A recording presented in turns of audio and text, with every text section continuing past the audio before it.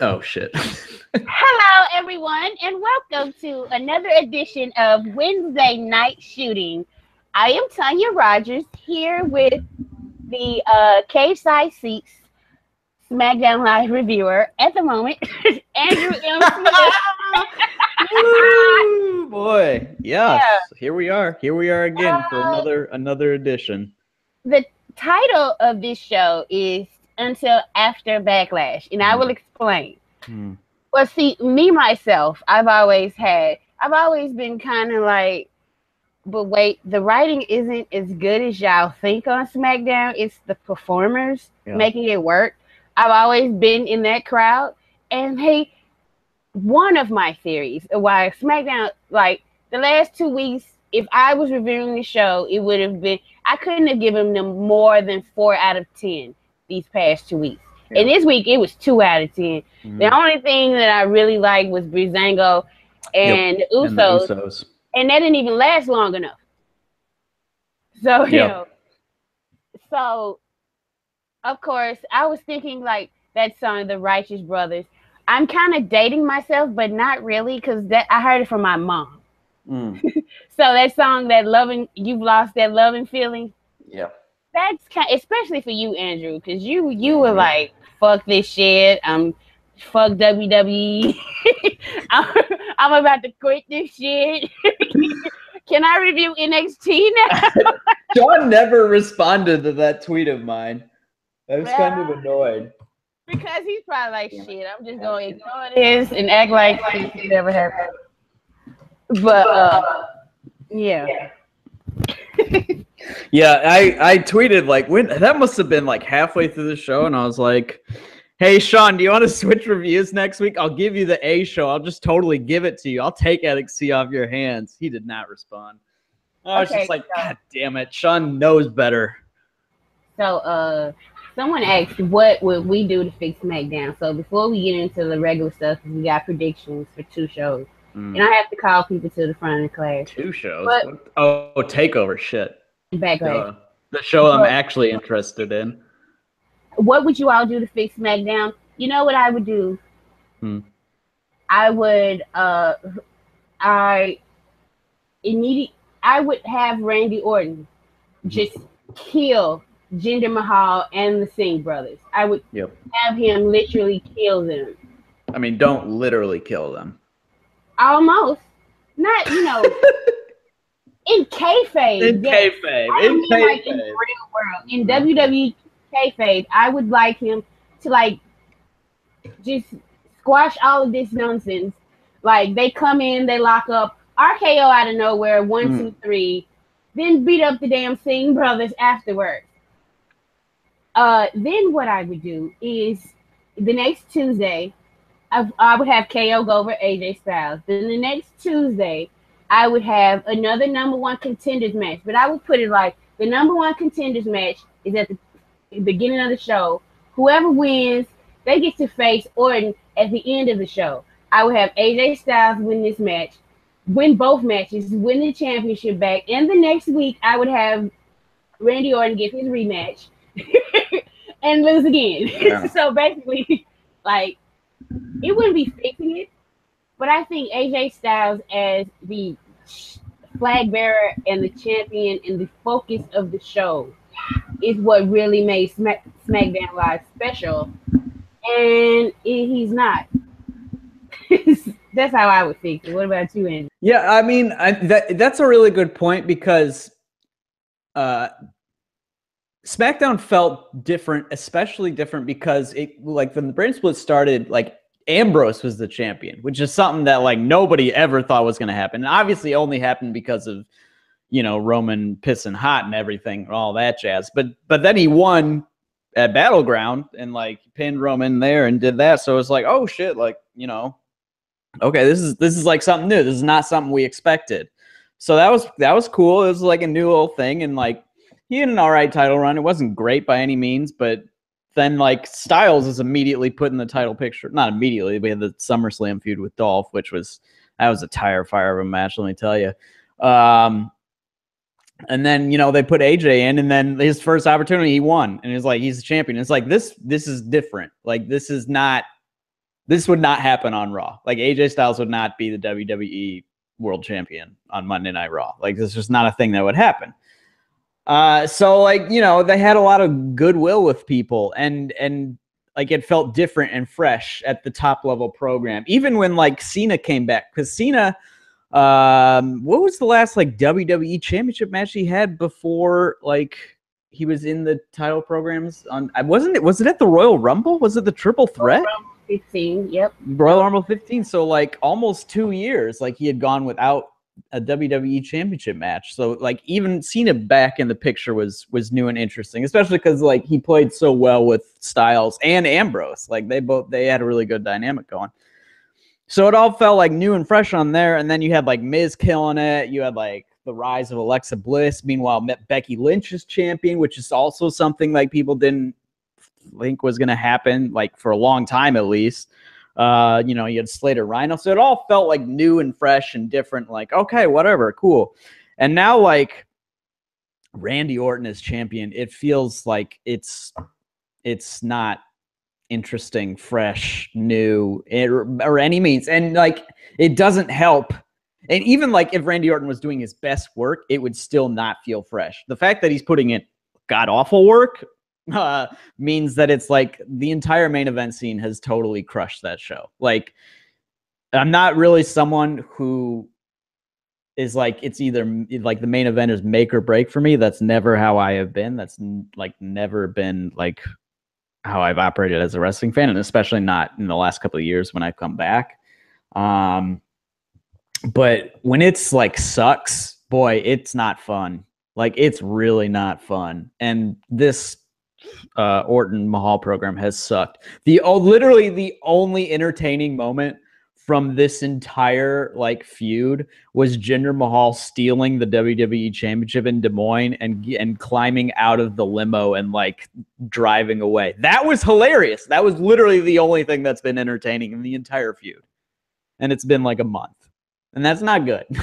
That's not good because they get like 20 minutes each show at least, you know? So I don't know. It no longer feels fresh with like Orton on top at all. And when you have pitched yourself as being like, you know, the land of opportunity, when you give the title, when you put the top title on a guy who's been in the company since what, 2002, 2003, and like has what, 13 world championships now, it doesn't feel fresh or new or anything at all. It just feels like a watered down version of Raw. And that's the worst thing that possible for SmackDown. Right. So, who I would like to call to the front of the class, though, is Brando Orton. Because of his Twitter antics this past week. Some dude, he's not very important to me, named Rip Rogers, was taking the shit out of independent wrestling. And not saying the guy doesn't have valid points, because I have seen some indie matches where like every move seems like the finisher, but it's not the finisher. And there are a lot of dives and unnecessary risks. But you know what I noticed from those matches? The crowd's into it, and the paying customer is not random chanting. They're not chanting for a guy who left the company years ago. They're not chanting for Randy Savage. You know, they're into the match. And the only time people are into Randy Orton matches is when he hits his finishing move. For me, I like it because that means the match is going to be over. But apparently, you know, everybody else, RKO out of nowhere. DDP did it way much better. So, like, I've never been impressed with the RKO. Because, like, I've seen a better performer do it. Like, a better wrestler do it. So, like, that doesn't get me. But, like, I just don't understand, like, how you can be one of the most boring motherfuckers in the ring and then criticize someone else's match style and just say, oh, well, look at all the money I'm making. Of course, because your father used to work for this company. I mean, what the fuck was he before? He was somebody who got dishonorably discharged from the fucking Marines. He probably was a loser. Probably didn't have anything else going for him. So, oh, well, I could just fall back on wrestling. and then you get into the business, and Randy Orton has given nothing to wrestling. Like, I don't even have a problem with somebody criticizing indie wrestling if they're good. Like, if this tweet had come from somebody, like, if it came from John Cena, I was like, oh yeah, John Cena taking the shit out of those indie wrestlers. Go John or some shit. It would be interesting, but it's Randy Orton, and it's like, who the fuck? You must don't realize how fucking lucky you are to be Randy Orton and be in your position.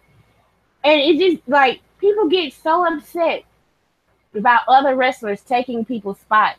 But Randy Orton literally will admit it just doesn't, it does, like, they get so much on other wrestlers who don't love wrestling. But when it comes to Randy Orton, it's okay that he doesn't give a fuck and he's just coasting, he's just collecting the check. Like, I don't understand that. So yeah, Randy, I'm gonna need you to either, like, start caring or just go away. Cause, like, haven't you made enough money?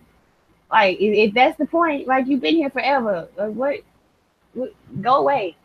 Like, seriously, if he left, if after Backlash was the last time I saw him, I would never utter the sentence, I wonder where Randy Orton is. I wouldn't wonder. I wouldn't care. I'd just move on.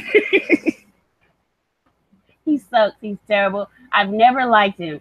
And, like, the fact that I've never liked him and all of this shit is showing me, yes, Tonya, you were very much justified to never like Randy Orton's ass. Yeah. Yeah, Orton is lucky he won a genetic lottery. He's very lucky. And he gives legacies in the company a very bad name. And seeing as how I'm a really big fan of two legacies that get shit because they are legacies, but they work their ass off, you're like, fucking go away. Because you are not helping anyone but yourself. You selfish motherfucker, you. You fuckamoo, you. Yeah. It's gonna be. I'm probably gonna change calling to the class to the fuckamoo of the week, and that's exactly what Randy is. Yes, I like this change. Yes, that's exactly what Randy is. Good change. It's a good change. So, should we get into the Backlash prediction? I guess, yeah. Well, the title match, Randy Orton defends against the Maharaja. Because I don't want ratings to take a nosedive. Yeah. Well, I don't. More than they have? Yeah, more than they have. Randy Orton should win. But honestly, if Jinder Mahal just had something, just a little something, I would be like, put the bet on him. Why the fuck not? Because these titles really don't matter to WWE. But, like, when you go into a match with the best in the world, and you nothing, all just kicks and stomps, and not even, because I don't care about wrestlers who are mostly strike based. No duh, my favorite wrestler is mostly strike based, but it's like it was just with no rhyme or reason he did, and he didn't look good doing them. It was just no. There's nothing, like, there's no hidden talent behind Jinder. There's nothing he's not been showing us. This is it. He needs to go back to being a jobber immediately. Immediately. What say you, Andrew? It's just like, I don't. I like. I can't even get the words out. It's the fact. What's funny about the best part about Styles jobbing, and by the way, people, jobbing means losing. That's literally all it means. If you think it means something more than that, you're fucking wrong. It literally means jobbing. Sorry. Anyway, well, was it yesterday? Like, during the day, I was like, AJ Styles is gonna lose to Jinder Mahal. I DM'd you that, and you're like, holy shit. Holy shit. And I was like, I knew it. I called it. I could, as soon as I heard the match, I was like, why would they run this match? Like, neither of them are gonna like neither of them need to lose, but Jinder like really can't lose if they're gonna even present this title match as an actual championship match, you know. And I was like, Kevin Owens is gonna be on commentary. There's gonna be shenanigans. Styles is gonna lose. Okay, fine. Styles is gonna job. You can say like, oh, it took 4 guys, there's a ton of interference, blah, blah, blah, blah, blah, blah, blah. At the end of the day, Jinder Mahal pinned AJ Styles. That is a victory over the top star on the brand, AJ Styles. That means other future victories that people might get over him mean less. Like, you can only, it's weird because they say wins and losses don't matter. That's not really true. Like, you can heat somebody up and you can cool them down, like, definitely. But the way in wrestling that has always been true to make and keep top stars is to have them win a fucking lot of matches. Like, it's fake. It's predetermined. Yeah, it doesn't matter to the fans. They react to people who win. This is always how it has been and always how it will be. That's just the way it is. I feel like the whole idea of wins and losses don't matter is like insiders, quote unquote, or like people in the business, like being too smart for their own good. Like, that's not really true. Like, you just look at the top stars in NXT, like Finn and Bayley, when they were on top, they fucking won forever, always. Like, they never fucking lost, you know? They didn't lose non-title matches. They didn't lose tag matches. They just fucking won, you know? And so, like, the loss that ultimately will mean nothing because we know Jinder Mahal is not going to become the champion and will almost certainly be moved back down the card to the, like, mid-card at least. The loss will have, you know, done nothing for Jinder and just means that AJ took a loss just for reasons, you know? Just for reasons. Just for reasons. And like, if you have booked a match where by the time you book it, you're like, all right, so we have to justify this match. Like, AJ has to lose, you know, like once you get to that point, the point is there. You should not have booked the match. You should have done anything else. Like, you could have booked the match and then had Owens ambush Styles backstage. You could have had Owens interfere during the match and cause a disqualification. Like, there are so many easy ways that everybody knows to get out of this without having a pinfall being taken. It's mind-boggling that they're like, and which it puts credence on the whole like brand over stars things, because when WWE was all about pushing stars, people who were the top guys would not take these losses. This is not a thing that happened.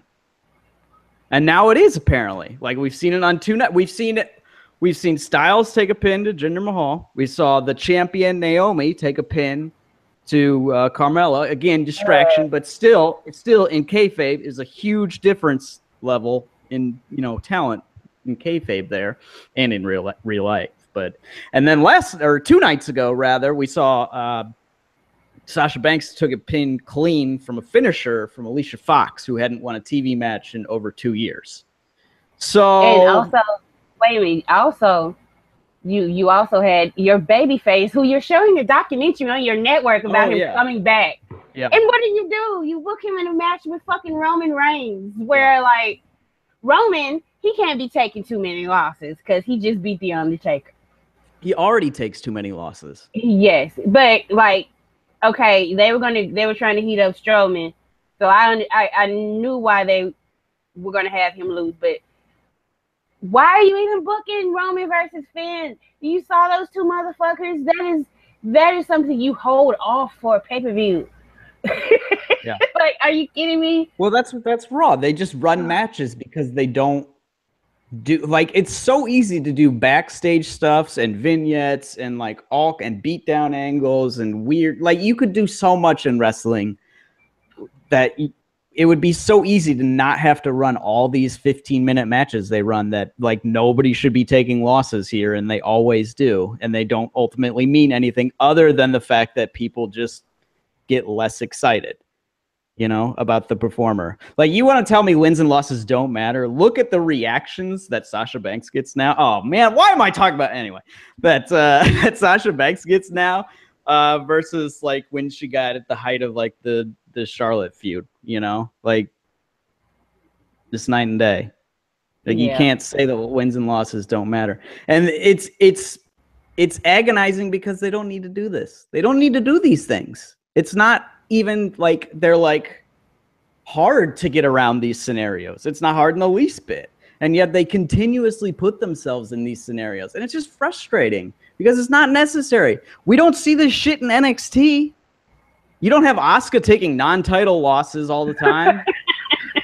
Right? Asuka's won what? Fucking 400 straight matches or some shit? Like, seriously. That's how you make a fucking top star. Let's go to the next match for the United States Championship. Kevin Owens, the champion, versus AJ Styles. Now, because AJ, he was favoring one of his legs, I imagine they're going to play that angle up, and I think Kevin Owens is going to get the victory. Although I don't know, because I didn't expect Chris Jericho to beat KO at Payback. So God, right. I don't know what the fuck they're doing. But I think because like they're married to this face of America bullshit that they have with KO, that he's like some shenanigans and he's gonna cheat or be dirty. I think this is the feud that they want to like extend to keep AJ in until after they're playing around with Randy Orton or whatever the fuck they're doing at the top of the card. So KO goes over. Yep. Like this feud, it's weird because like when this feud was about to start, it's like, oh this feud's gonna be lit. This feud has sucked. Let's be real. Yeah. It has been bad. And and Kevin Owens on on Talking Smack the first night on the brand split. Great. He's great. He's back to his sociopathic family man, sadistic motherfucker who, if you looked at him wrong, he would give you a look that made you feel like this motherfucker might shiv me when I turn around. Like, this dude is insane. And then all of a sudden, for God knows whatever reason, and you can totally tell he's unmotivated to do it too. You can absolutely tell. They have Kevin Owens be the new face of America or whatever, and he speaks French just because, and it gets the cheapest heat of all time. And it's such a waste of such a talented performer. And I mean, I've spent countless words in the reviews in the last month and a half or so about the, generic foreign heel thing. It's the dumbest fucking thing in wrestling there is today. And it is the product of somebody whose mind is stuck even earlier than the 1980s. It was dumb in the 1980s, but still like worked to a big degree. But in 2017, this is fucking pathetic that this is what you were relying on to get heel heat. It is fucking embarrassing. It is an indictment on the entire creative process of the company that this shit ever gets on the fucking screen. That's true. I just don't understand. Because I am from another country, I am a heel. Like, that is my main heel trait. I'm from another country. Like, understand that this is the arrogance of America. Yep. Most other countries don't give a fuck about America. They really don't. Like, they're busy living their lives and worrying about their country, not our fucking country. Most Americans that come here, they're like, I don't think they have a hatred for it. I really don't. I think that's the minority. And the minority of people who come here and develop a hatred for America is well earned. I'm saying, like, I love my country, but the people in it are shit. There's a lot of shit Americans. They are. You're not wrong. And so, like, when they like, I'm not feeling the greatest about America right now. So, like, you run somebody talking shit about America, like, I might be like, you know what? You're kind of right. I'm on your side, foreign guy. Like, so, just leave it out. Cut it out. There's so much between Kevin Owens and AJ Styles. Those guys with those pedigrees. See, the thing about it is, there's a very good story to be told, but the basis of the story, it doesn't involve WWE. It involves how they were kind of both superstars outside of WWE. Yep. And I think Vince don't want to touch that. He would rather, like, the only time you get to mention how long you've been a star outside of WWE is when you're going up against John Cena, because for some reason you're insecure. Yeah.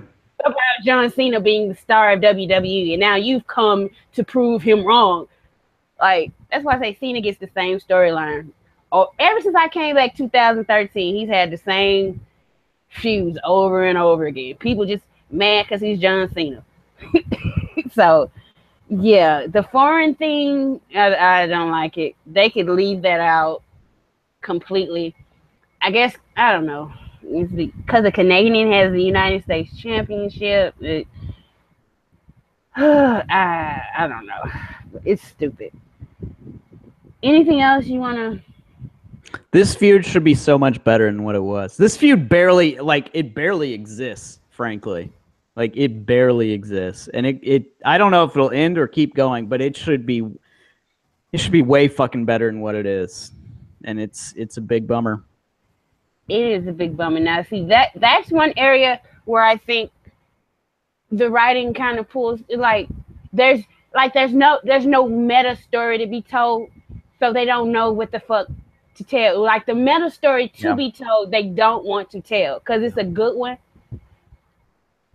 That's what I think. But for some reason, they haven't yet. Maybe they will after this. I don't know. They're still on this America bullshit. But I would have went like AJ's been a Titan over here. KO's been a Titan over there. They never met until they came to WWE. There's so much to pull from. There's so many good, like, almost shoot kind of promos that they could give. Especially like, the thing is how, like, TNA is such a joke. I'm surprised more people haven't, like, taken the piss out of AJ for, like, being the face of a joke company for the longest. Right? Seriously. Like, they've never done that. And I don't know.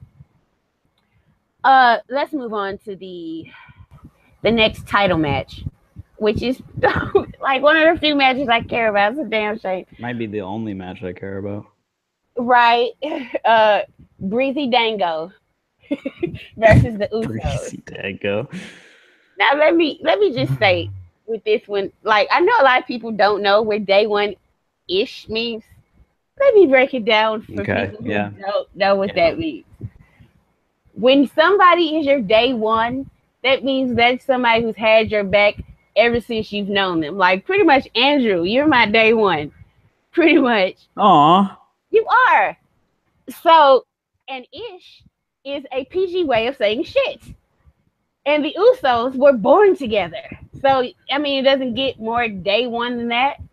So, day one, they're on their day one shit because they're twins and they wrestle together and they've always had each other's back. So, I know, like, everybody isn't urban. They don't understand the lingo. But I did like how they made fun of day one is H. I thought that was hilarious. That was incredible. That line, like, day one is H? What does that even mean? I died. I died. It's been fun, but, like, I feel like they could do more. Yeah, I hope this feud isn't over. Yeah, I hope so, because, like, who's behind them? American Alpha? They haven't even been on TV. Yeah, they are nowhere to be found. New Day, but they're still kicking around injured or with Kofi or something. I don't know. Yeah, I think Kofi got at least another month before he's going to be clear. Fucking hell, a month? Right. They need to get on the show because I need something entertaining on this fucking show. This is why I was mad about New Day going to SmackDown, because, like, when I watched Raw, it was just most of the time it would just get to the point where I'd be like, I'm about to change the channel. Then all of a sudden I heard, don't you? I was like, okay, I'm not gonna change the channel yet. because New Day coming out, and now they don't have that on Raw, and now you don't even have it on SmackDown yet. So it's just like, I am waiting, patiently waiting on New Day, because I know they've been sitting idle, and those are some creative guys, and Vince lets them do whatever they want. So hopefully that'll add a little oomph to the show that's very much needed. Like, hopefully they can take the mid spot of like being that must-see part of SmackDown. Hopefully. Well, it's sure as shit not Dolph Ziggler, I'll tell you that.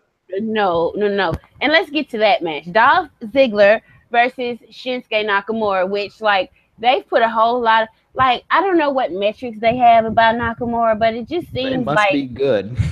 Yeah, it just seems like they really want to push him like a big deal. Like a really big deal. Like kind of almost like a part-timer sort of big deal. It's just him on the Backlash poster. Like all the promos I've seen for like the show is just him.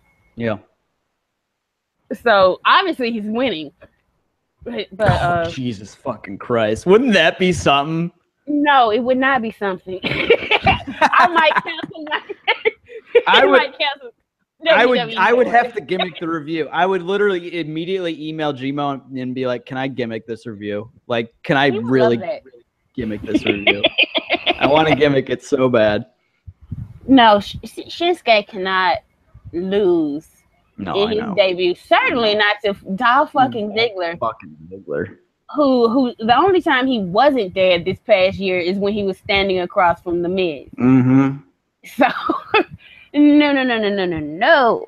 So we've established Shinsuke should win. Nakamura's winning. His debut YouTube clip on SmackDown has 6.2 million views. So that's pretty good. Oh, okay. That's a lot. Like the Hardy return has 15.8 million. Which is like a ton, but 6.2 million might be the second highest of any WWE video clip on YouTube this year. That's not bad. That's not bad. Like Kurt Angle is only 4.4 million. Wow. And all he did was walk out with a violin. All he did was fucking walk. Yeah. With a violin. Okay. So somebody said, who is next for Knock? I don't know. You know who? You know who I'm scared what might be next? Jinder. Oh, what? Why are they keeping him strong? This strong? Like they're keeping him really strong for somebody who's just going to job and then go back down the card. They've given him minions. They're giving him wins over main event talent. Right. So fucking why? I hope not.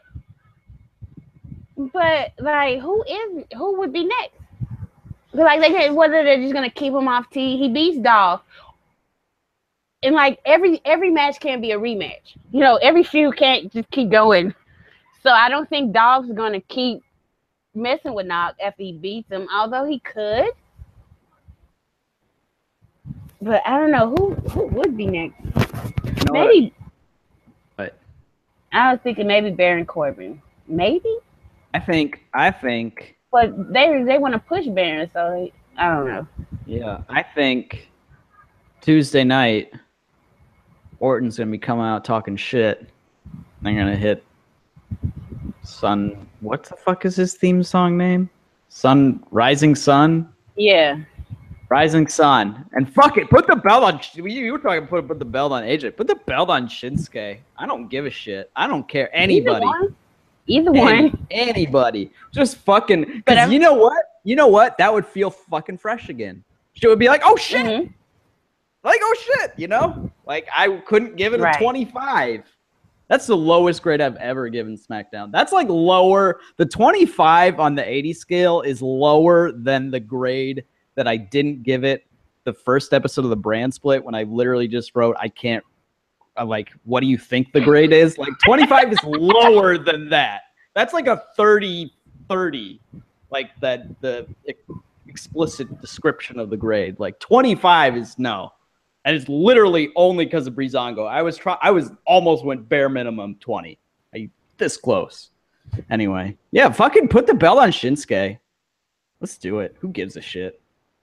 He's way more interesting than Lesnar. Whoever it is, just do it next Tuesday and get this over with. Fucking put the belt on anybody. Fucking bring Cena back and put the belt on him. I don't give a shit.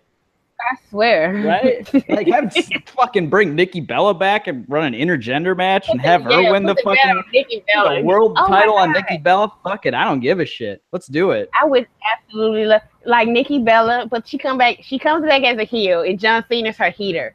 So he cheats. He cheats in all her matches for her. This is. Oh, it's a shame we'll never get this because I'm John Cena being Nikki Bella's heater. Come on now. That's the best thing I've Nikki ever Bella heard. is what finally turns John Cena heel. Right. Amazing. Would love it. Now let's move on to Sami Zayn versus Baron Corbin. Poor Sami. I would see when you get excited for guys like Sami going to SmackDown, it's because you think, oh, he's gonna be in an important feud and he's gonna I think he's gonna have a long-term story. I pray to God. That's I'm hanging on for it. Yeah, they're using him right now to be fed to Baron Corbin. Quite frankly. Fine. Sure, that's fine. Yeah, sure, it's fine. I'm sure it is. But Baron Corbin's gonna win. Yep. And that's all I have. It might be the best match of the night. I could see that. I could easily see that being the best match of the night. Yeah, if Sami actually, doesn't do what Orton did this past Tuesday, like I know it's not on Baron at all because he's a rookie. Yeah. So he's supposed to be waiting on the vet. And if you're in the ring with a vet like Randy Orton, Lord knows don't do the wrong thing because he's gonna break kayfabe and throw a hissy fit like he's fucking Shawn Michaels against Vader. So please, but anyway, it will. I think Sami's gonna lead Baron. They're gonna have some they're gonna play off the size difference. Sami's gonna sell his fucking ass off. Yep. And it could be the match of the night. I can see that happening. I can see that happening. I think it's gonna open. I hope it's gonna open. That's my hope. Open the show? Yeah. Yeah. Well, let's talk about. No, you did not miss Cock Talk. Big Money Drew. I love Drew. We have not gotten to that. Don't worry. I am very upset with Finn Balor right now. We'll get to that. Okay. Okay, so let me get to the show. It's supposed to be on the pre-show. Let's just talk about Aiden English versus Ty Dillinger. Ty's gonna win. Ty's gonna win. I hope they give Aiden like a fun little thing before the match, though. I hope they let him do his little singing gimmick and people are upset about him crying. I don't. But I think it works perfectly for the character. He's a thespian. Didn't they do because they think some people think they're making fun of Morrow. Yeah. But I've never heard of a story about Morrow crying. No. So who knows? People always make assumptions, but who knows? Let's see where that goes. I think at least he has something to do. Mm-hmm. Luke Harper and Eric Rowan is also on this show. And if they put Eric Rowan over Luke Harper again, it really has nothing to do against Eric Rowan. It's not like Eric Rowan hate. It's Luke Harper love because I just saw this man a few months ago be the most interesting part in the world WWE World Title Program. World Title Program. And then once they took him out, it sucked. And he got no reward for that. It sucked immediately. Immediately. And he got no reward for that. And he was catching on with fans. He was getting double chances in the ring against AJ Styles. Yeah. That's something Dean Ambrose couldn't fucking do. It's true. Seriously. It's fucking true. So, and the fact that they just dropped, he's talented. And people are like, well, his luck. If they would give him something other than he used to be in the Wyatt family, who knows? The guy can talk. Yeah. he obviously can get people engaged in a story because he just did it. Yeah. Like him in that story, it was like feud of the year candidate, best feud of the year candidate. Yeah. Him out of that story, worst feud of the year candidate. And now he's getting like probably a pre-show match with Eric Rowan. It's bullshit. Yeah. I just hope Luke Harper goes over, and then they give him something. Yeah. I'll tell you what. When Rowan showed up on Talking Smack with his little burlap sack, I immediately tweeted. I was like, "Are they gonna?" What did I tweet? I tweeted something about Sister Abigail's corpse or whatever. Are they gonna ask like Rowan if they dug out and Sister Abigail's corpse? And Rev tweeted, "Stop." I just fucking died. I was dead. I was fucking dead. And then he was pulling out the, like, I'm not gonna lie, it was entertaining. It popped me. Him pulling out the masks and all this different shit. Because I was like working on a theory about what all the different masks meant, and then I realized that was too far in, like too far deep, even for me to go in on. Like the masks are just whatever, but the balloon popping, that was very entertaining. It was all quite interesting. And it's just, why is Eric Rowan, excuse me, been the best part of Talking Smack for like the last month? I don't know, man. They're not putting the right people on the show. Speaking of Talking Smack, we'll get to this when we talk about the women. I've got some more words to say about Talking Smack. I think that's the only match. Is that the only match left? Yeah, because I wanted to save them for last. I'm trying to make sure. Let me go over. I don't think there's anything else. else. Backlash. I'm going over the list, and I think that's it. Yeah, we can talk about the welcoming committee, which is the stupidest fucking name. It's like who the fuck came up with that name? I don't know. Anything would have been better than that. I fucking popped when Becky said like call them like the Goon Squad or whatever, because like that's what I've been calling them in my reviews. I was like, oh, Becky Lynch confirmed reading my reviews, even though it's like the most common phrase ever.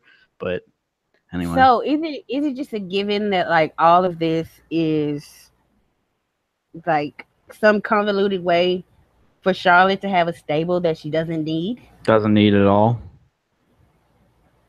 Maybe. I don't know. I have no idea. It doesn't make any sense. I'm not going to lie. It makes zero sense whatsoever because she doesn't need a stable.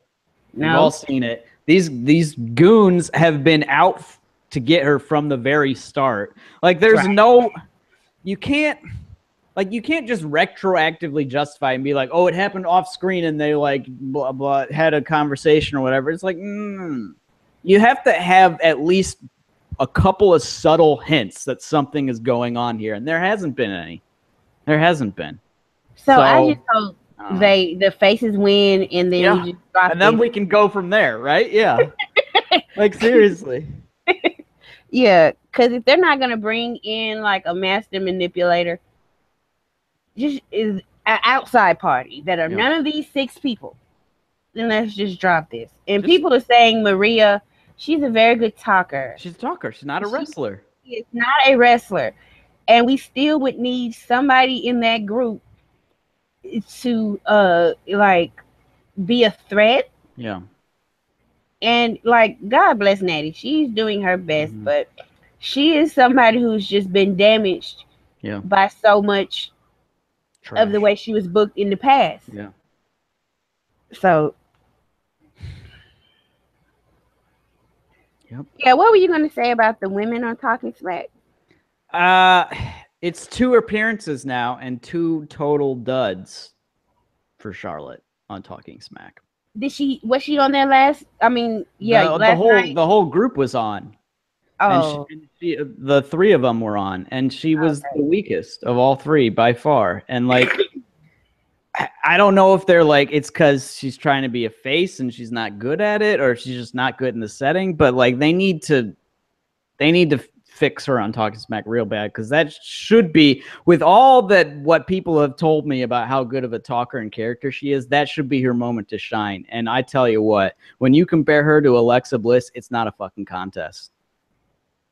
Not in the least fucking bit. And I fucking loathe Alexa right now for going over Bayley clean. But I swear to God, I was writing all those fucking fake fairy tales. I have not written a word about Alexa ever since she beat Bayley. I swear to God, I am so mad. So I am not in the mood to give Alexa compliments right now. But I tell you what, like, Charlotte needs to, I don't know, watch tapes of other people on Talking Smack, or get some coaching. Watch tapes of her daddy. Like, something. Something. It's Ric just Flair would kill Talking Smack. Kill on that show. It's just, I don't know. She's just, I don't know if it's because they're like, we don't know if we're turning you, we're not turning you.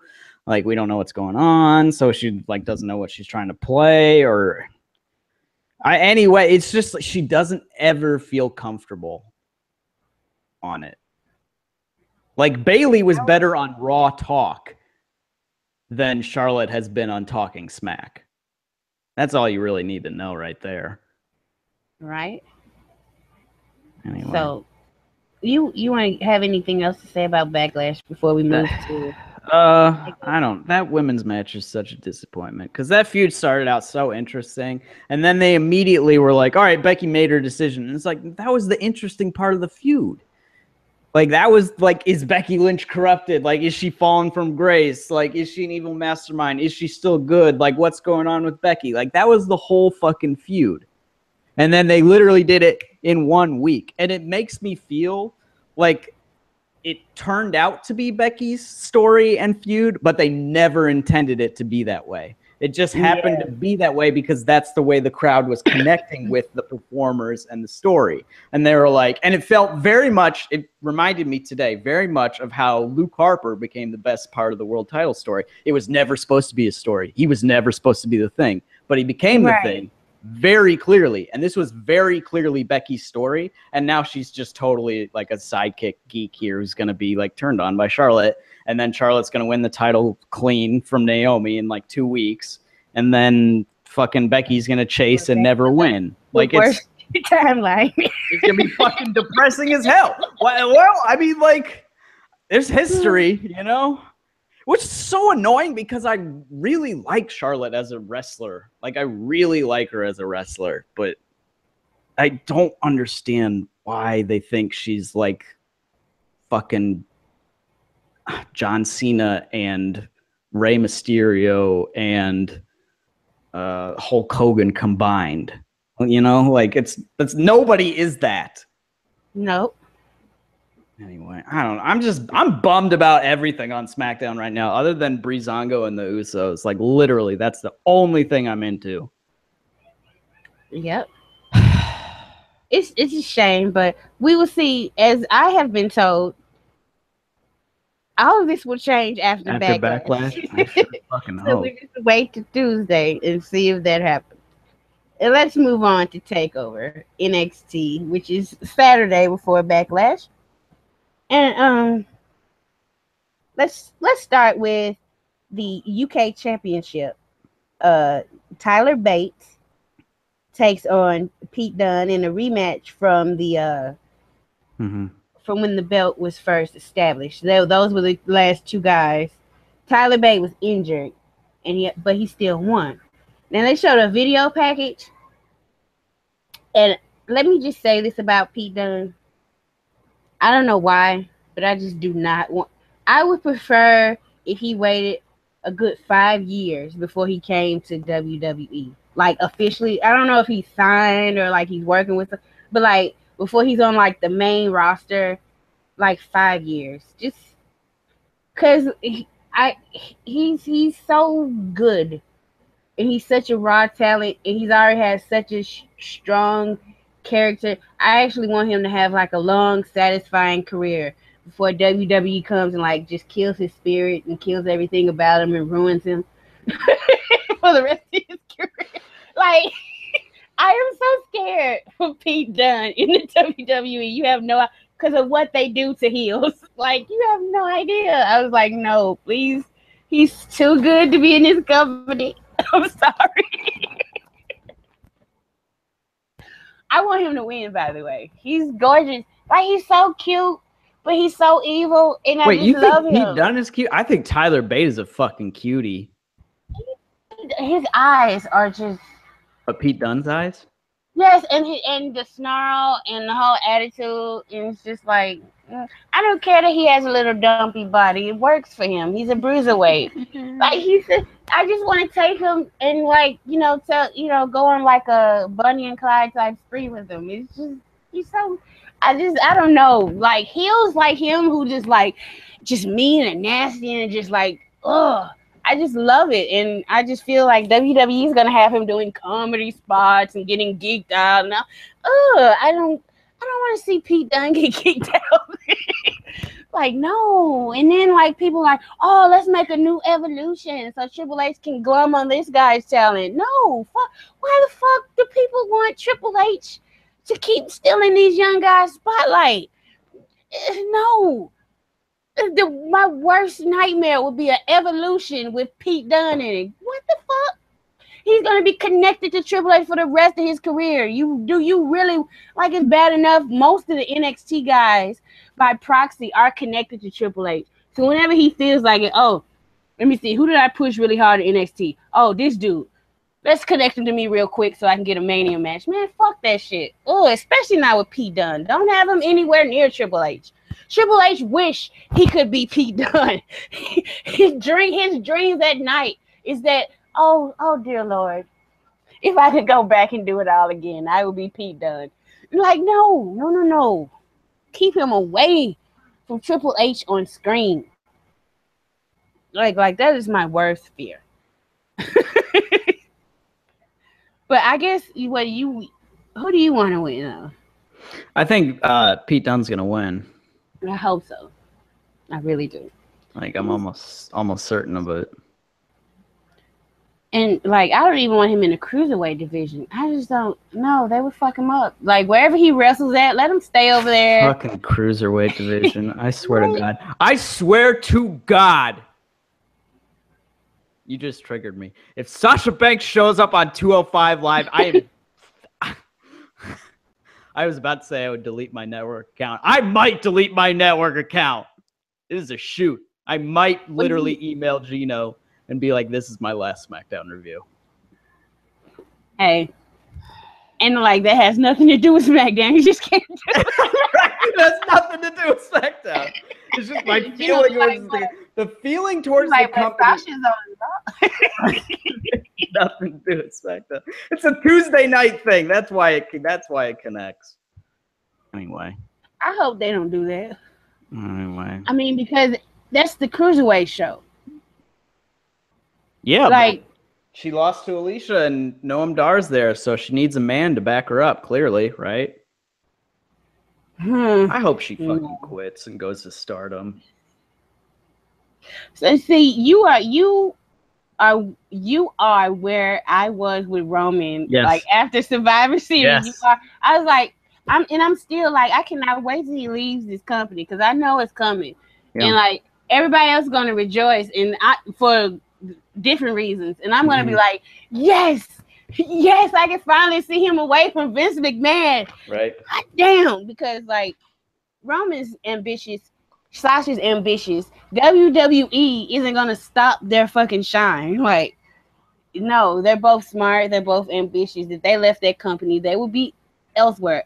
I think Roman probably would go to Hollywood. Because like, Rikishi's been talking about it. Rikishi's like, after he first got rejected, Rikishi was like, shit, I told him he ought to quit and go to Hollywood. he got me trying to be messing up your body for these motherfuckers. But yeah. That's the thing though. I got us off track. Like, we were talking about the UK champ. Yeah, we're talking about TakeOver. Oh, TakeOver. Oh yeah. The show that I'm interested in. Let's talk about the tag team title match then. Okay. It's a ladder match between DIY. This is the other match I'm not interested in. Because it's DIY is going to be taking on the tag team champions, Michael Myers and Jason Voorhees. And I would suggest that they bring like machetes, flamethrowers, whatever it takes, because it's Michael Myers and Jason Voorhees. Like, they're gonna keep getting like. I fucking hate the way AOP. They are booked stronger than. It's like 2 Brock Lesnars. Yeah. I fucking hate Authors of Pain. I do. Like, no. Like that last match they had with DIY and Revival, which is everything and the kitchen sink. And they still got up and shook it off and then selling. And I was like, well, they're monsters. No. Look at Braun Strowman. Monsters sell too. These motherfuckers just don't know how. And they're being carried by way superior workers. And the fact that they're champion is like, so all you got to be is big. That's kind of what he's like. So all you got to be is big, huh? Okay. But yeah, DIY, they probably, you think they're going to get called up soon? Hopefully, please. I fucking hope so.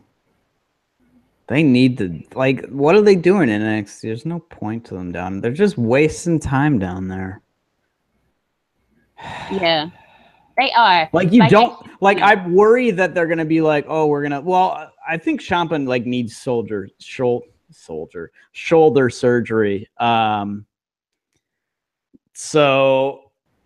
So they might, like, just bring Johnny up and then have Ciampa show up as his tag partner eventually. Or, like, what I worry about is if they were, like, going to be like, okay, we got them invested down in NXT. They're our big players. We're going to do, like, the breakup and the turn in NXT, which, no, don't do that. Don't do that. No, I think they should. I don't think they should main roster. I think Johnny, if Ciampa needs a surgery, then let him have a singles run in NXT then. In NXT, yeah.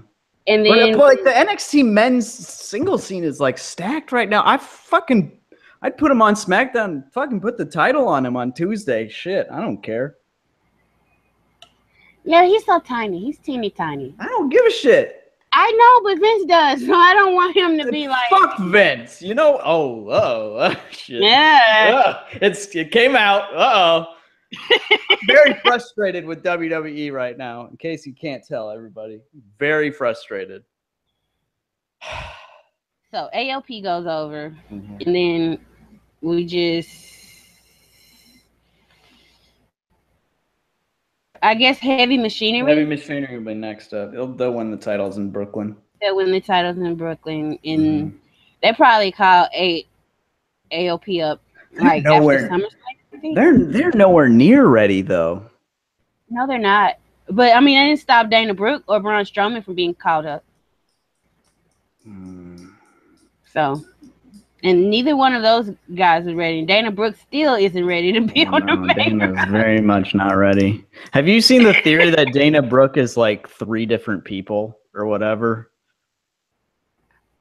No. It's one of these like Avril Lavigne is dead and been replaced. Like, people are pulling up pictures of and they're pulling up like pictures when she debuted, like her middle of NXT, like or debut on the main roster, and now and they're like looks like 4 different people, and it's just because she's had a lot of work done. Like, it's not, but it literally looks like weight.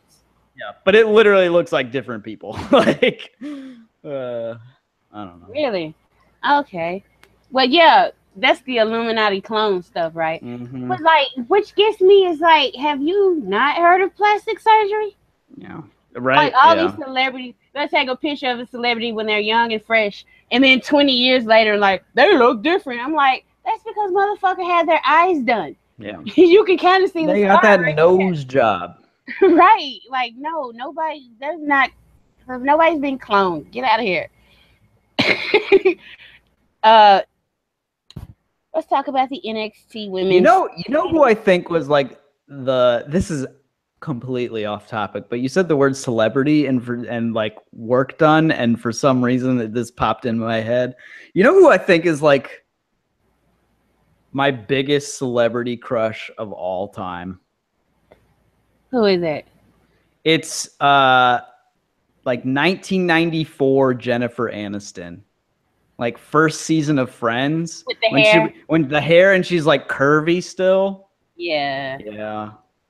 Yeah, she got really She got way skinny and lost like no. Girl, you were a delight.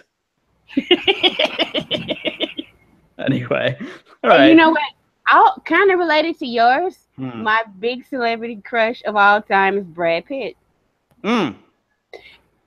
But you know, and I actually like when those two, because like I used to follow like their relationship with the tabloids and stuff, and there was like one time when he was down in Mexico filming Troy, and like he took a break to come back and see her, and like they were standing outside a restaurant, and he had just came back to the States, and she was so happy and giddy to like her husband's back, and like we're gonna fuck so much tonight, and like she was so cute, and every time I think about what he gave up for for that, I was just like, how could you leave Jennifer Aniston for like a witch?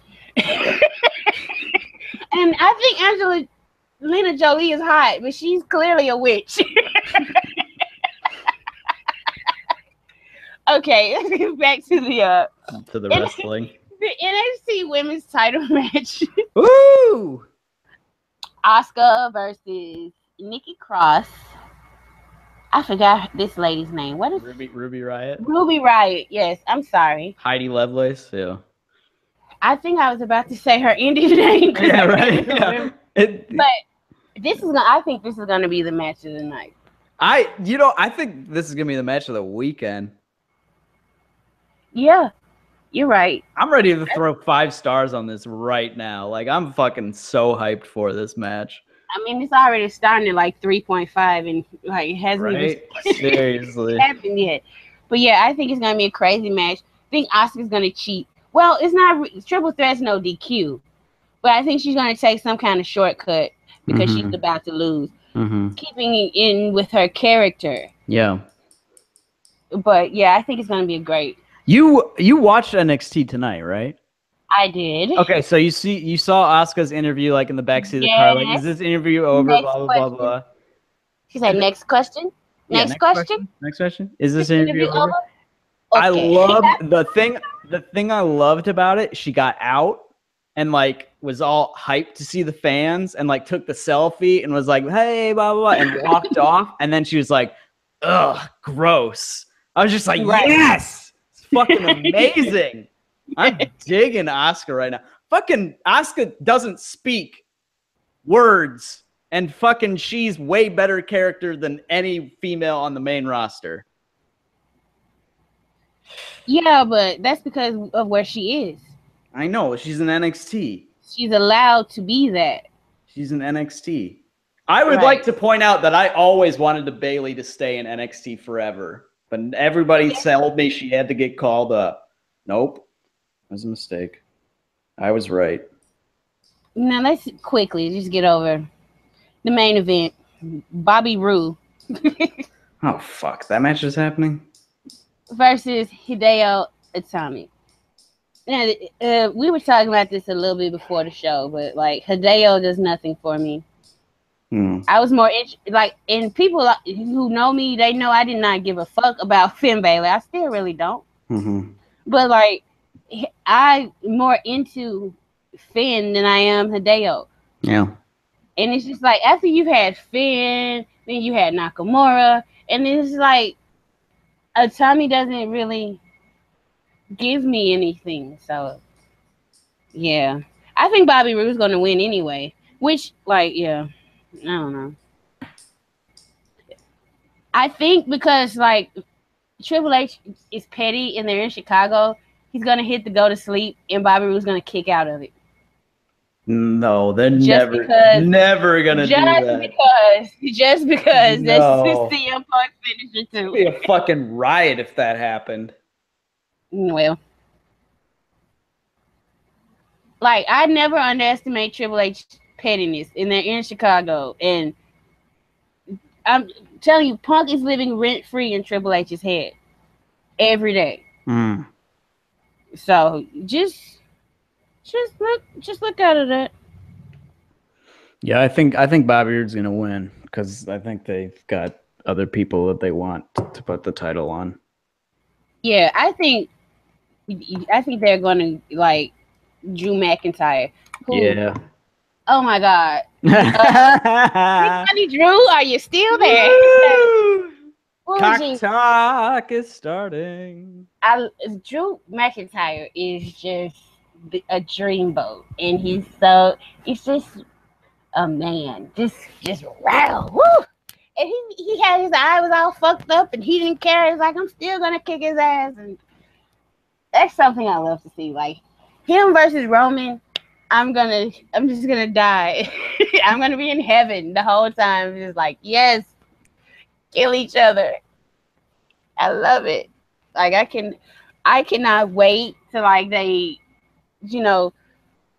push him towards the top in NXT because I think that's gonna be something good. I really liked his work in TNA. He was one of the reasons I was still watching him and Matt Hardy and Allie. I think those are the three reasons I was still watching. And then they took a turn with Allie, and I was like, she's getting married, and I didn't like any of that. I think that whole story in TNA with Allie kind of like they took so long for her to turn on Maria. I just got tired of watching it. But Drew, he proved that leaving WWE doesn't mean the end of your career. So every time like you'll make a joke about, oh, this person needs to get future endeavored, and here comes somebody like, oh, don't wish people to lose their jobs. And I'm like, have you seen independent wrestling lately? Like one of the best things for a former WWE talent that's not getting used or being misused in WWE is to leave that motherfucker. Because like, why do you think Jack Swagger left? Because he probably figured I could probably make more money doing this sometimes on the indies than just still having to travel and come to buildings and sitting and catering all day. Because that's what he was doing. And Cody Rhodes is the prime example of like, if you have a name, especially if you have a name, you can become a draw, and you don't have to be like the best wrestler in the world. So, and then WWE, you might get interested again. Like, I could definitely see where Cody could pull enough stuff where they could bring him back, and he's in a better position than he was when he left. So, I see Drew's like, woo! Yeah. He does. Drew absolutely looks like he came straight off a romance novel. So does Roman, though. So does Roman. That's a good ad there. But yeah, do you want to talk about Raw a little bit? I know we touched on a few. I turned Raw off in like the 45th minute, so you didn't get to see. No, I didn't see the good part of Raw. Yeah, and people were like, Raw was pretty good. I was like, pretty good is being very generous. Very generous. It had one very good match for 3 hours. I would just like to say, see, and Vidance pointed this out, that Vince, for some reason, thinks that heels have to be boring to get heat. And I can't disagree, because Seth Rollins' heel run, like, they tried to make him as boring as fucking possible because he was a heel. So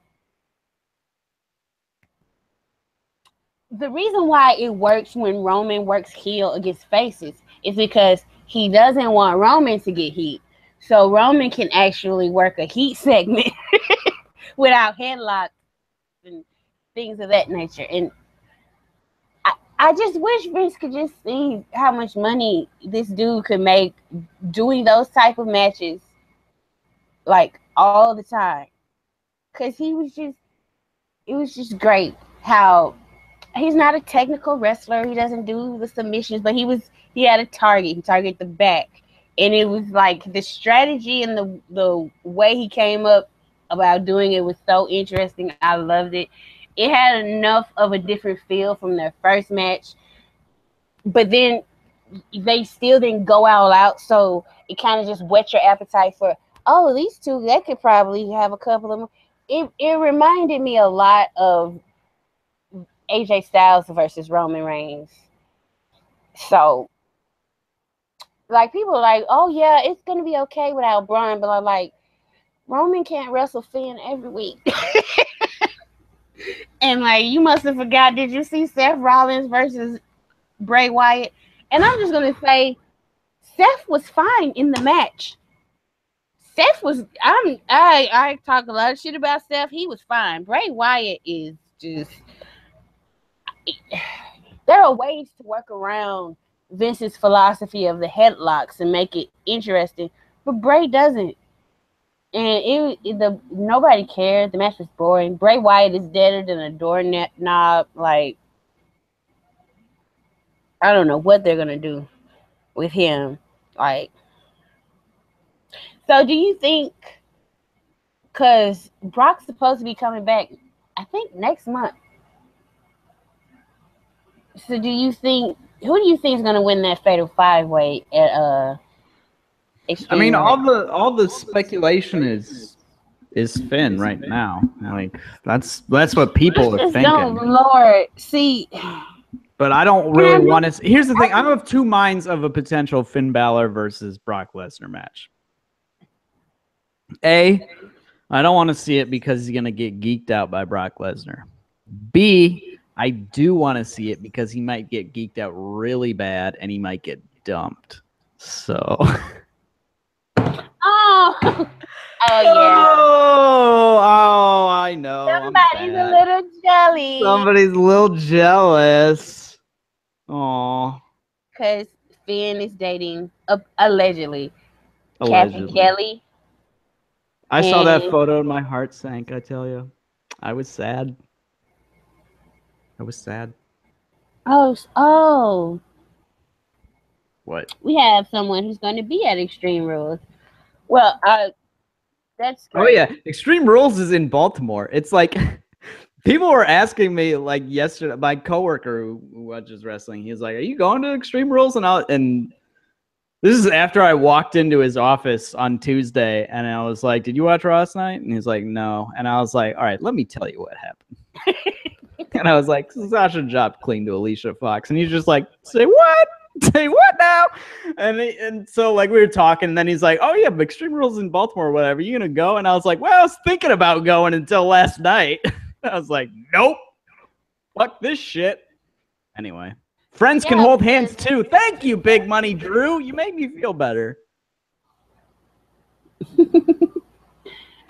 She's the cutest ever. She's just so cute. I've got such a big grin on my face right now. I'm the smitten kitten. Yeah, I know. There's nothing wrong with that, though. Smitten kitten. Because I got smitten by Pete Dunne, though. The first time I saw him, I was McIntyre. Oh, yes. Drew, I always thought he was a cutie, but, like, I didn't, like, I was part-time when he was in WWE, and then I came back and he was in 3MB, and I was like... Yeah, like, what's this shit? But, yeah, this is a joke group.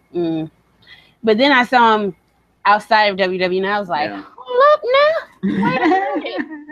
Where was this guy? But, yeah, just... friends can hold hands, but, like... I don't think that was a friendly hand holding. A guy doesn't... Oh, yeah, Drew made himself feel better for different reasons. Aww. Yeah, Drew, let's work together, Drew. Let's figure this out. We gotta separate them, right? I should not have said that on the air. Well, okay. First, Adam Rice, you cannot trademark Spittin' Kitten. I've been saying that for a decade, so get out of here with that shit. I'm just fucking yelling shit now. So, the thing that scares me about Finn versus Brock is the same thing that scared me about Dean Ambrose versus Brock. Oh yeah, Brock won't give a shit.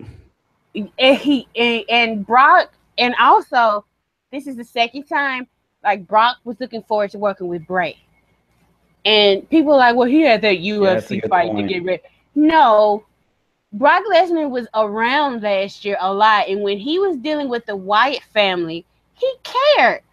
And as soon as it became Dean Ambrose, like he would no sell Dean during promos. He would visibly laugh at him, like, "Who is this fuck?"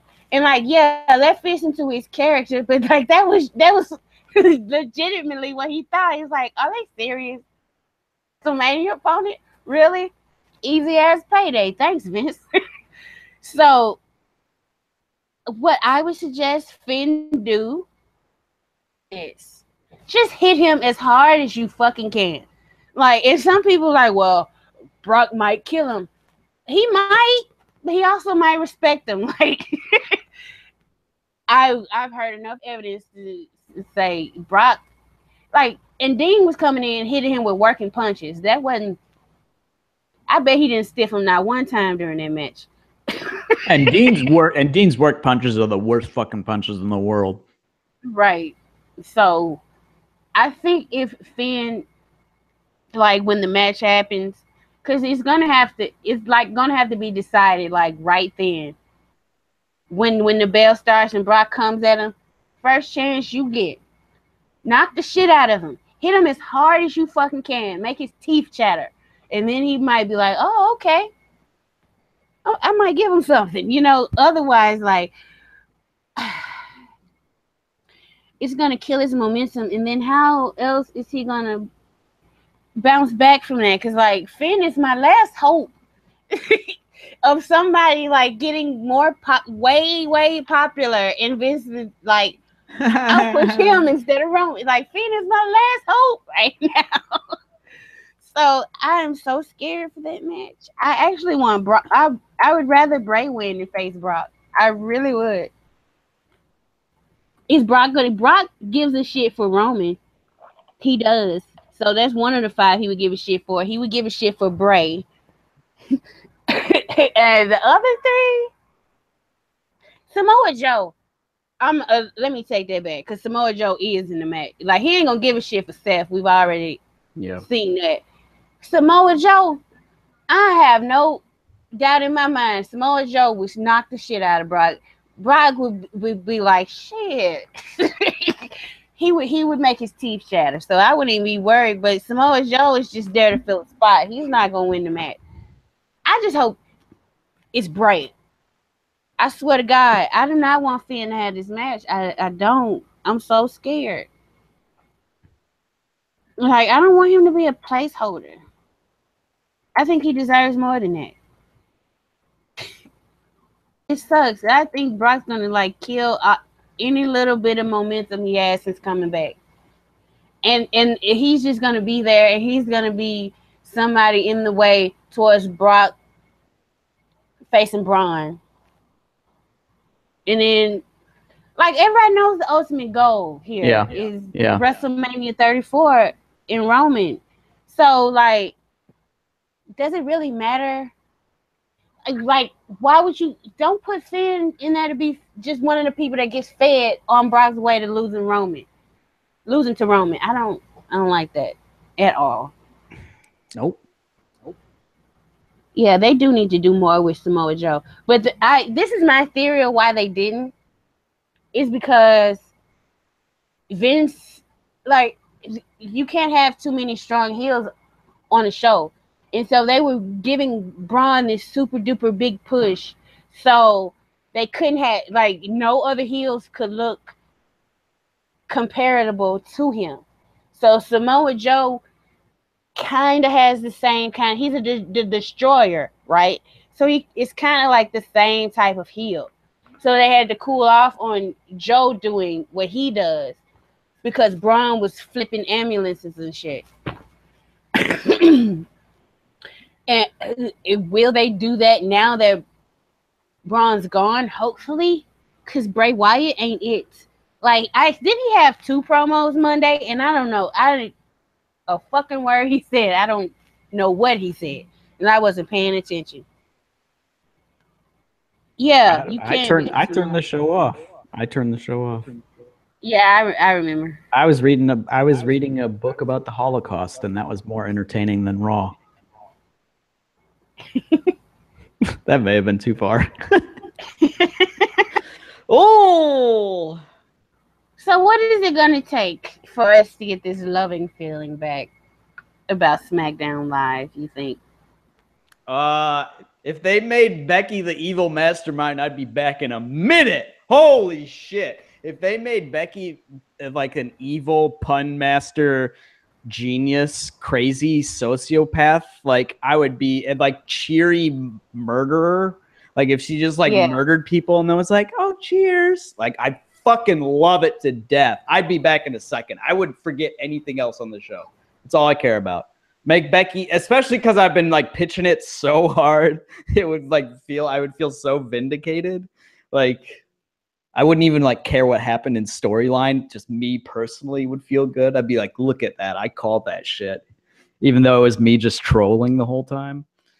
But well, yeah, I think she would kill that role. She would kill it. She'd fucking kill it. The only thing is, like, you know, she looks weird these days, by the way. I'm just gonna go ahead and say that. Why do you think? I feel like she's been doing too much CrossFit. Really? Yeah. I hadn't noticed. I'm probably gonna notice the next time I see her. Like, yeah, you're right. I'm looking at these like these GIFs of her from Talking Smack, and I'm like, she looks weird. I don't know. So let's talk about how Naomi called Carmella thoughts. Oh yeah, people were upset about. Did you care? I didn't care. I thought it was funny. I don't care, but it is kind of like she called. I mean, it literally means that hole over there. Yeah. But like, it's not on TV, so I didn't care that much. It's probably biased because I like Naomi, but I don't think like that trash talk that everybody does among each other, like they're colleagues. Like if Carmella has a problem with being called a thought, I'm sure she would tell Naomi, hey, could you not do that again? Thanks. But I don't like that they're calling Ellsworth a woman. Yeah, because that's an insult to women. Yeah. I'm not insulted for Ellsworth. I'm insulted for womankind. Yeah. That he would call it. I also wanted to talk about Lana. Just a little bit. Oh. Did you check? Did she block you? Yeah, she did not block me. Oh. She apparently has spoken with Stella Cheeks and they've made up. Wait, what? Where did you see this? I saw this on Stella's Twitter. She said like she appreciates everybody like taking the piss out of Lana for her. The fuck? But they've talked it out in I don't know what form of fashion, but she said they've corresponded and I guess Lana apologized to her. But see, here's my thing about that. Like that's good, but I'm still irritated by Lana because this is Twitter. So you have to sit there, you have to think about it, then you have to press send. And you're a public figure. And you're always telling women, she put some shit about women, encouraging women. And it's only good for women to encourage women when it's something that benefits you.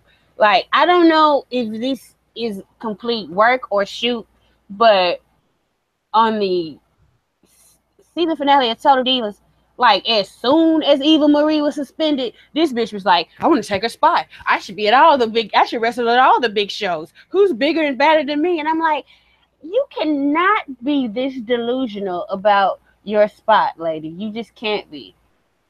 Like, nobody cares about you. Like those dudes that are chanting, we want Lana. Do you realize those are the same dudes that chanted, we want puppies in the 90s and early 2000s? Mm-hmm. It's like, that's your fan base, boo-boo. don't get it twisted. Like, I just that woman Lacey Evans Lacey that Evans, I saw. Yeah.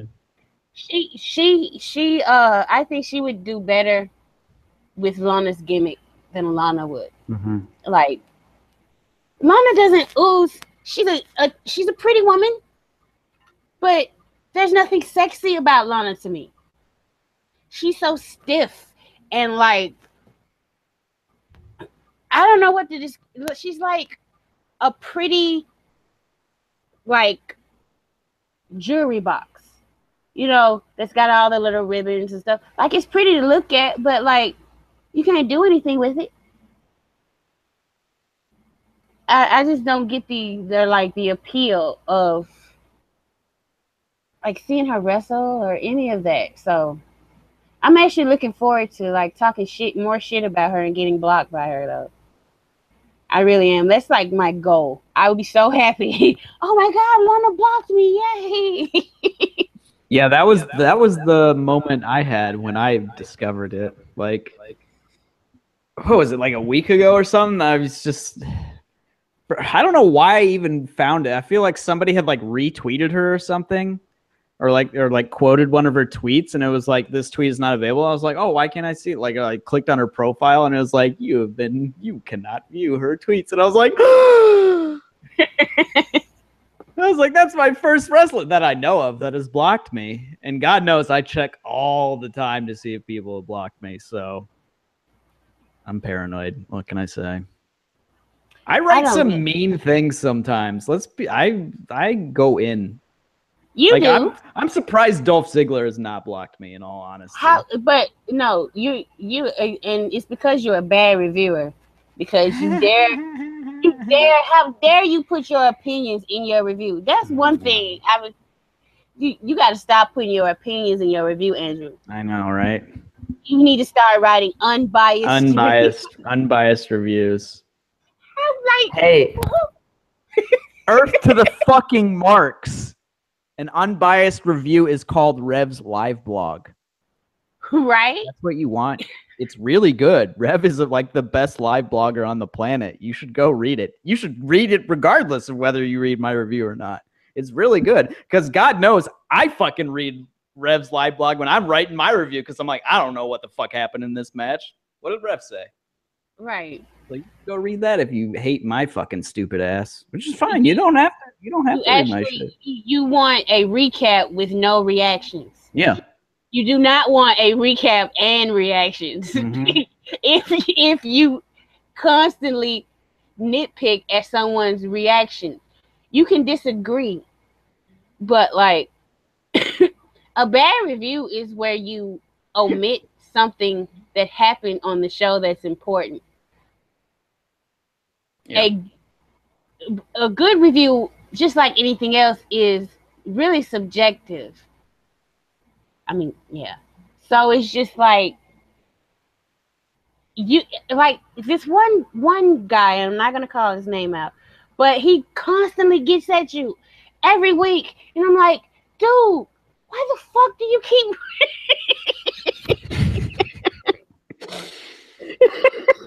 And it's like one of the first comments in the thread all the time, and it's just like, if you hate the review so much, why the fuck do you keep reading it? It's just like, there are other like people that review SmackDown Live out there. I promise. I'm gonna start like leaving links. No, Gino might get mad at me. Don't do that. Don't do that. Yeah, it's like that's a bad idea. It's a bad idea. It's a bad idea. I swear they're out there. Like, I follow a couple of people on Twitter that do SmackDown Live reviews too. They definitely do exist. Yeah, it's crazy, but I tell you what, like, people, all I need to do is I'm gonna drop some inside information, so make sure nobody repeats this. When people are like, I saw this art discussion today in the Daily. It's like, why are the reviews down or not why are the reviews down? Why are the ratings down for SmackDown? Like, what's going on? Is the NBA playoffs? Is the quality of the show or whatever? Blah blah. And it's like, yeah, the TV ratings are down a lot, and there's little competition right now as well. But I will say that the metrics for SmackDown posts, like the review, the live blog, the amount of comments on the review, are like in the last month, like 50% down.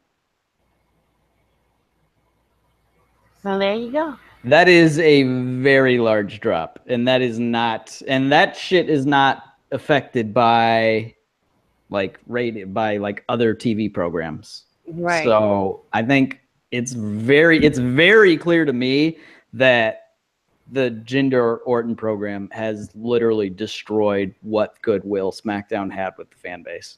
I think so too. I think the moment he won that match, it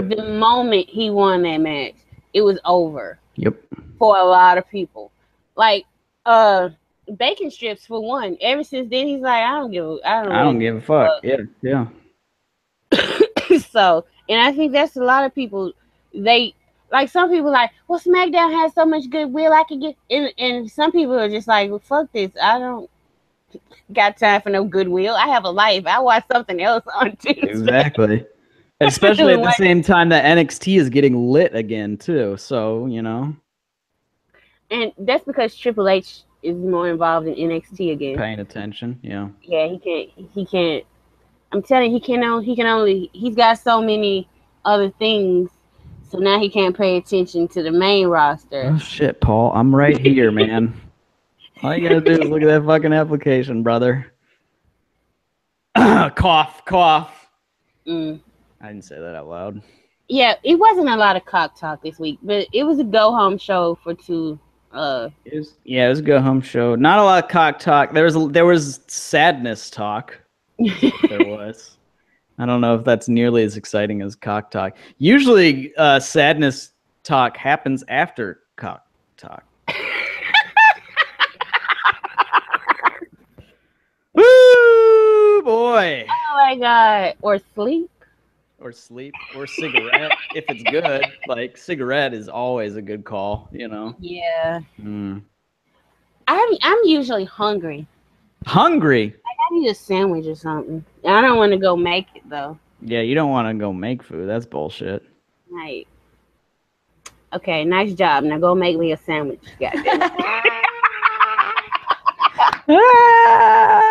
Oh boy, oh boy. God. Okay, well let's just end on this since some people are looking forward to it. We talked about like the superstar we would most like to date. Oh boy. Like who do you think would like if you went on a date with him, it would be an absolute disaster? You go first. Okay. Well, Randy Orton. Oh, come on. That's the easy way out. You would never go on a date with him. No, I wouldn't. Okay, well let me think a little bit harder. You have to have this is a scenario where you match with this person on Tinder and you have a couple of cute messages and then you're like, all right, let's get a drink. And they're like, okay, let's do it. And so you're going into it with an okay opinion. Let's say you don't actually know they're a wrestler or anything. It's just like a person, you know?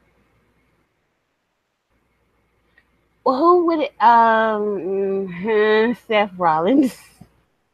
I could see, because I think we have generally similar interests, and he's woke.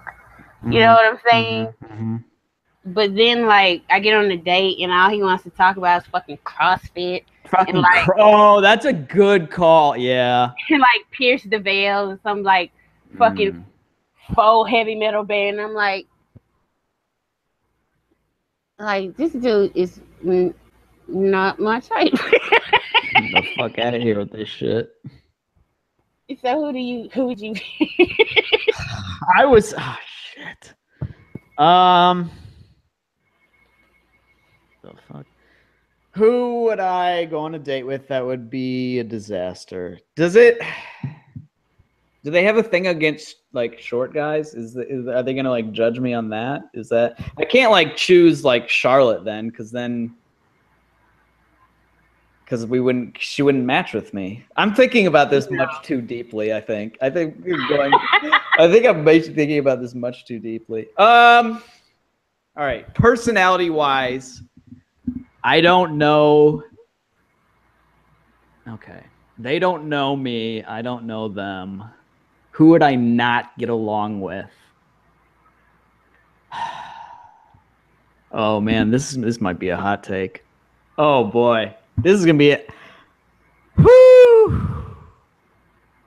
I think of all the people. Well, no, because I'm having a very hard time with this. Can you tell? I just think I'm the most charming motherfucker in the world on a first date. First of all, I bring the banter, people. Like, come on. I make good eye contact. I'm charming. I'm funny. Like, fuck, would I have a bad first date with? Yeah, that's a good Drew. Mojo is a good call. Oh God, that's a very good call, Drew. Like, I mean, I would never go on a date with him regardless, but TJ Perkins. Yes. TJ Perkins. Yeah, that dude's a fucking creeper. That dude's a fucking creeper. Like, for real, that would be a bad one. Who would? Shit. Would I fucking not have a good first? Do you like how the implicit thing of me having trouble picking somebody is me thinking that I would have good first dates with all of them? Like, that's the implicit line of thought running through my head right now. Of course they're gonna call me back again. Of course they are. Holy shit, duh. We're gonna go to like a second bar, maybe a third one. Shit, it's gonna be a blast. I think of all the people that I would have bad first dates, I was not ready for this question. I should have prepared for this question. I'm really struggling here because I don't want to say I do, and I don't want to say. Oh, okay. I know what I would say.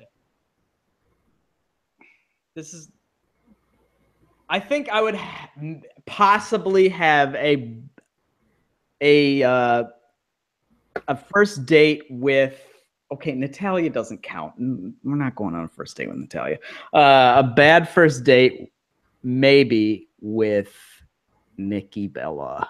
And I'm saying that just because, like, she can get a little bubbly, a little airheady. But, like, if we were playing on the classy side, then we would get along. But if she, like, started, I might be like, I might ask her, like, a serious question, or like not a serious question, but a question to try to gauge her opinions or her mind, and she might not necessarily be able, like, if judging by Bella brains, she might not be able to be on that level necessarily.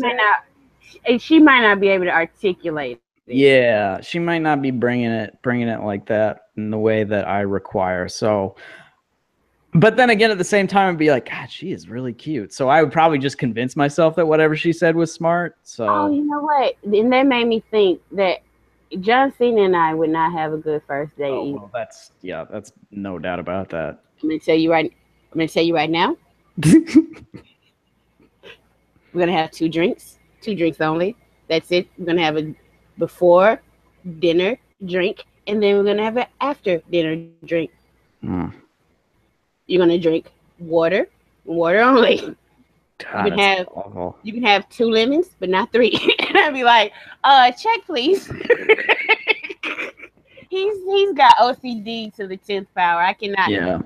And I have the opposite of OCD. I used to live with my sister, and she has OCD. And I would do shit just to fuck with her OCD. Like, she has a thing, the floor always has to be clean. So she'll just sweep the floor. Now just take some salt. You just put it on the floor. She's like, who wasted stuff on the floor? I'm like, I don't know how that happened. I'm terrible about that. So, I feel like there are so many possible bad first dates in terms of male wrestlers more than there are bad first dates for female wrestlers. I just really like the female roster. I think they're a bunch of cool people. I think they're mostly pretty cool. I think I would have a bad first date with Alicia Fox. I was gonna say Alicia too, but I was like, I'm feeling weird about her right now, regardless, because she beat Sasha clean. So I'm like, I can't. You're not gonna Matt DSM makes a good point. He suggested Paige. And here's the thing. He was like, he thinks it might be fun, and then like he'd end up being like calling for help or whatever. That's not happening. Paige and I would get fucking insane. I would wake up in like fucking Washington Square Park. And the date will have been in Washington, D.C., not New York City. Like, fucking shit would be insane. That would be lit. I'd be there for like Paige, like, in a minute. A date with me and Paige might end up someone's where getting I wake killed. up and I have like, I'm married. How did that happen? Married to Paige or married to somebody else? Married to Paige. Like, okay, sure. The fuck was it after? It's like, was it after the absinthe that we drunk? How long have I been passed out for? How long have I been on this bender for? It's like the BoJack Horseman bender where he goes on a bender for like 2 weeks straight and like goes to what's his like agent? Is it like Anna or whatever? Anna Spanakopita or whatever? He goes to her house like 5 times and says the same story every time, but he's blacked out so doesn't remember it. That would be Adam Rice. There's no possible way anybody could be nervous around Bailey. Have you seen her talk? She'd be nervous around you. She'd be nervous around you. So y'all both would be nervous as hell. Yeah, I might. To be fair, I guess that would be a bad first date then. When 2 people are nervous, somebody's got to lighten up. Somebody's got to lighten up. Somebody's got to order that quick second drink. Like, you know, we got to get this lit going on. I might date Paige for that. Yeah. Oh my God. Nervous around Bailey. Get out of here. I would be so nervous around Bailey. Let's be real. I feel like I would be nervous around Bailey, but I'd be way fucking suave around Sasha. I feel like I so would be. And it would be such an act. It'd be such an act, but I would be like putting up the best front ever. And in the meantime, inside, I'd be like, I think I would have a bad first date with Daniel Bryan as well. What? I'd have a really good first date with Daniel Bryan. No, because I feel like he would be judging me on. Oh, see, I'd be able to pass his judgments, though. I'd be able to pass those tests. So I would not. Until he started talking about vaccines, maybe, because allegedly he's an anti-vaxxer, possibly. Like, like if that might be an issue, that would be an issue. But yeah, like I get the environment and junk, but like I don't care.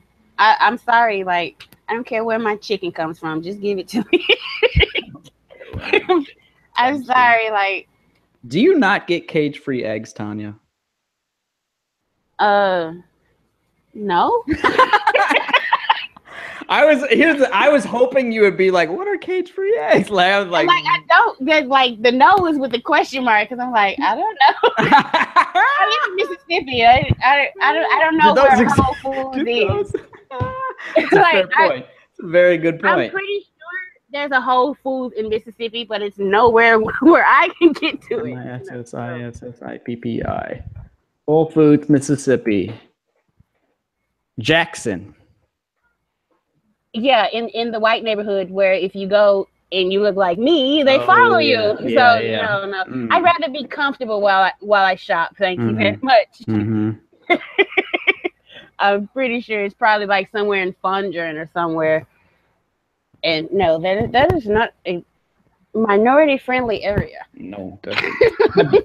Mississippi, so you know. Oh.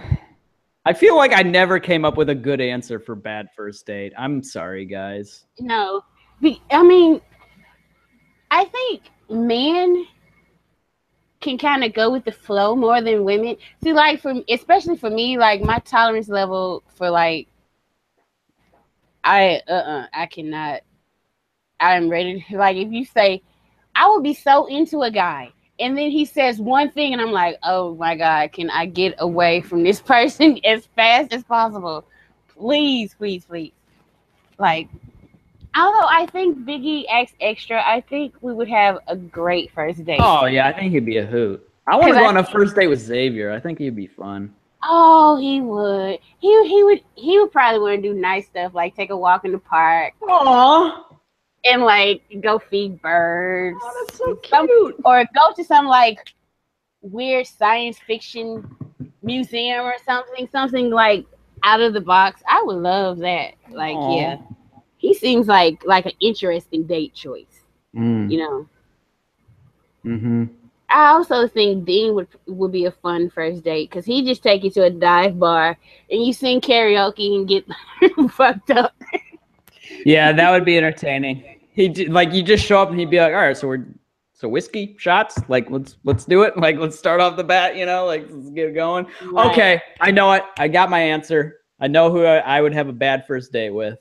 Who? And it's because it would like the whole night, the whole thing would like I would go into it being like, this doesn't make sense. Like, why is this person going on a date with me? It'd feel very high school. Like I would feel like I was like out of my like league kind of, and I'd be like, why am I going on a date with like the popular cheerleader? Like this is weird. This is not supposed to be happening, you know? So I think I would have a very rough time. I would be very, very nervous for a first date with Alexa Bliss. Yeah, but her personality, like away from wrestling, she's like the sweetest person ever, though. God damn it! I keep kayfabing this. So yeah, I mean, do kayfabe. I think everybody would probably have a bad first date because she would like, ew, like really? You're gonna eat ketchup with that? Ew. Check Wait, this. No. Hold on. I usually do not eat food on first dates.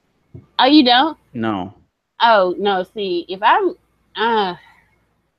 you're gonna have to deal with me because I got to eat.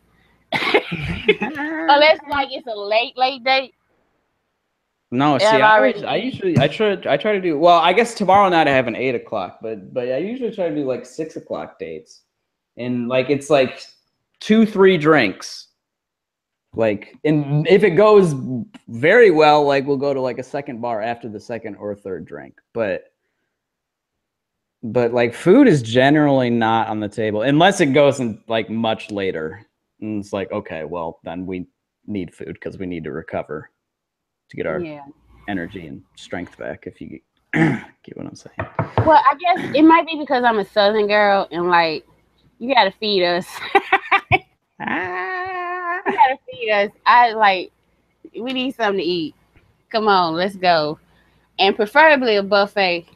And I hope you don't get scared because I'm going back 2 or 3 times. They'd be like, oh my gosh, she eats a lot. All right. A buffet date is kind of was that a first date? Oh no, I wouldn't go on the first date. Oh, okay, yeah. I'd be like, that'd be insane. All right, Drew said he did a movie date once, and he said, we all know how that went. It always goes the same way. And honestly, like the first thing that came into my head was not probably what, like you can't talk, and so you just sit there awkwardly. Is that what you mean, Drew? Because like the thought that immediately ran through my head was much the opposite of that. It got very graphic in my mind immediately. Yeah, because I'm like, the first date? Really? You're a naughty boy, Drew. On the first date? On the first fucking date. Come on. The movie date is somewhere you go when y'all been together a while. Right? Mm-hmm. You take a secluded row in the back. With a jacket. With a jacket, yeah. Oh my God. Yeah, I wouldn't. Most first dates is just like, quick drinks. Go do some dancing or do something fun. I'm a big fan of dancing. But like, second date, you definitely are going to have to feed me. Okay.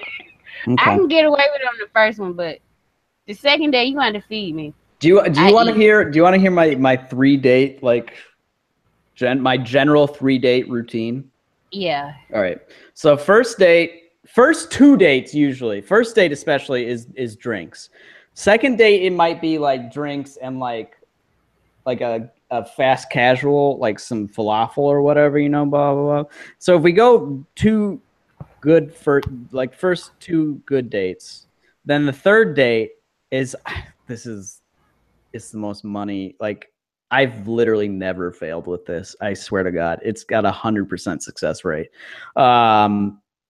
The National Cathedral is like 1.5 miles from my apartment. So on Sundays, it's open for free, and you can like go walk around and check it out. And it's a really cool building, and it has nice views of the city and everything. So I'm like, oh, you want to go like check out the cathedral? And it's kind of like out of the way, so it's not like it's not like the Lincoln like Memorial or the Washington Monument that everybody has seen and done, or the White House. It's like something that a lot of people haven't necessarily been to because it's not near like most of the touristy things in DC. So people are like, oh yeah, it's like I've heard this a million times, like, oh yeah, I've been meaning to go, like I've been meaning to go there or whatever. And I'm like, oh, let's go Sunday, we can go like Sunday, we can like hang around, we can walk around, and then there's this really nice pizza place that's like 2 blocks from there. We can go like check it out. It's like one of the best pizza places in the city. It's called Two Amy's, and it's like, oh yeah, sure, we'll get like a late brunch or lunch there and get like a bottle of wine, whatever. So cathedral's cool. You're chatting it up. You're talking it off. You're like, oh, look at this. I'm at this, like, we're at this cultural thing. So, she feels good about it. I feel good about it. And then we go to this really nice pizza place, and it's good. We get the wine. And then we're walking back through Woodley Park, and we get to Connecticut Avenue. And I'm like, oh, so it's like, I don't know, like 2-3 o'clock in the afternoon on Sunday. And I'm like, oh, what are you up to now? You want to keep hanging out? And she's like, oh yeah, sure. Sure, we're having a good time, whatever. And I'm like, oh, we could go to another bar, or I've got a bottle of wine in my apartment, which is just down the block. Never fails. You sly dog, you. Sly as shit. I swear to God, it's a 100% success rate, and the sample size is not that small. Wow. It is very clever. It's very well done. That does. I wish we had stuff like that around here. I'm sorry. I was just thinking, oh. Well, we have nice parks, but like. No, nice parks are good to have. Yeah. Yeah. But mostly like, that's why people have so many kids. What you do around here is you fuck. Drink and fuck. Drink and fuck. Mississippi. Oh, yeah. Okay, anything else before we get up out of here? I don't think so. All right. Hopefully, like, everyone's right, and then everything magically goes back to how it used to be after Backlash, but we'll see. I think most people are just saying that because they're like, well, gender is not going to be pushed anymore, but I don't know. Like, hold on to that, because we don't know where they're going with this. Because who honestly thought he was going to be the #1 contender? Nobody. No one. So I don't know where this is going, and like, they're supposedly trying to reach India, and I don't think just pushing somebody from India for 1 month is like. I think they're gonna try to make him a star. I do. I don't know. No, get out of here with that shit. But like, Khali hung around the main event for a long time, like a long time. I would keep popping back in. I'd be like, Khali's still wrestling for the fucking. Haven't they realized this guy sucks? Khali was the worst. The worst. Like, I've literally never seen a match of his. He is terrible. He's slow. He cannot move. He can barely bump. He didn't speak English, so it was hard for people he worked with to even like tell him to do stuff. That, oh my God, if you ever watched Botchamania, especially the earlier editions, he was all over the early editions of Botchamania. And they would they would show like John Cena whispering something to him, and he'd just look at him. And then John whispered again, and then he'll do what John told him. And I was like, oh God. Like, Braun Strowman at his worst was still better than Khali. Period. It was terrible.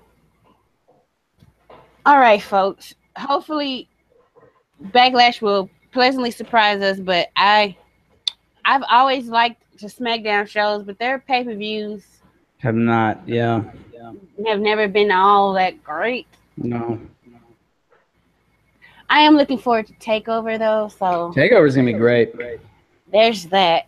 So I guess you can send us home. Let's get out of here. All right, so everybody watch the wrestling that you want to watch this weekend, and let's hope it's all good. And if it isn't good, well, you can always just go hug yourself to make yourself feel better. Bye, people.